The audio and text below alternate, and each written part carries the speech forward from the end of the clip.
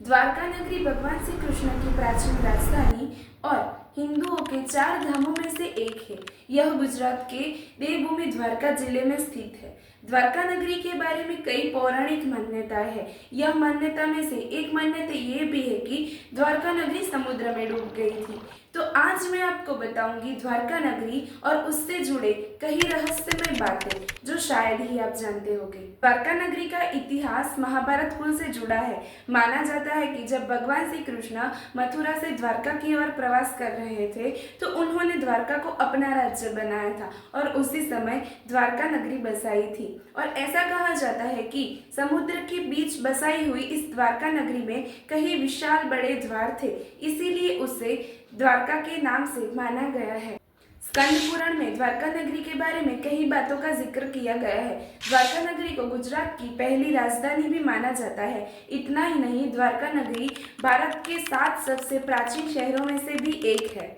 25 फरवरी 2024 के दौरान देश के प्रधानमंत्री श्री नरेंद्र मोदी ने भगवान श्री कृष्ण की द्वारका नगरी के अवशेषों को समुद्र में जाकर दर्शन किया था। उन्होंने स्कूबा डाइवर्स के जरिए समुद्र की गहराइयों में जाकर भगवान श्री कृष्ण के जुड़ाव को उजागर किया है। तो आइए जानते हैं द्वारका नगरी के बारे में और रहस्यमय बातें। महाभारत के युद्ध के बाद जब गांधारी ने श्री कृष्ण को श्राप दिया था तो वे बहुत ही व्यथित थी, क्योंकि उनके और धृतराष्ट्र के सभी 100 पुत्र मारे गए थे।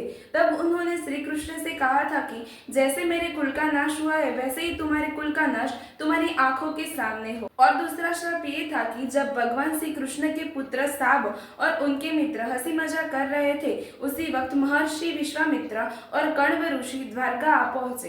तब साब के मित्रों ने साब को एक स्त्री के वेश में तैयार कर ऋषि मुनि के सामने ले जाकर कहा कि वह एक गर्भवती स्त्री है।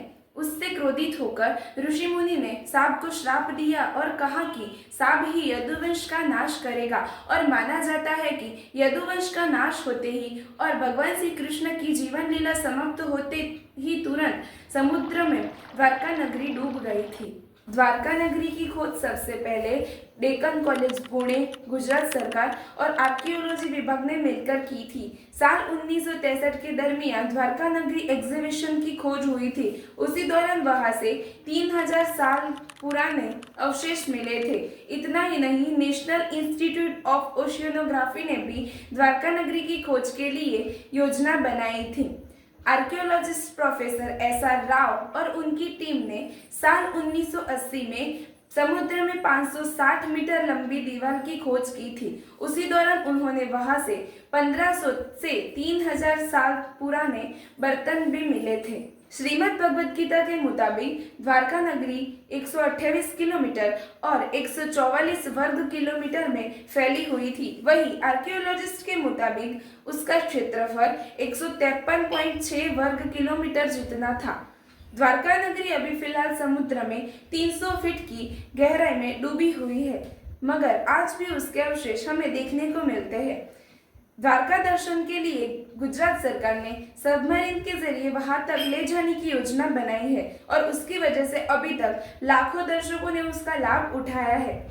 यह कहानी हमें ये सिखाती है कि हमारा दान सत्य सनातन धर्म है। आपको ये वीडियो पसंद आया हो तो लाइक, शेयर एंड सब्सक्राइब करना मत भूलना और ऐसे ही वीडियो आते रहेंगे तो देखना भी मत भूलना। जय द्वारकाधीश।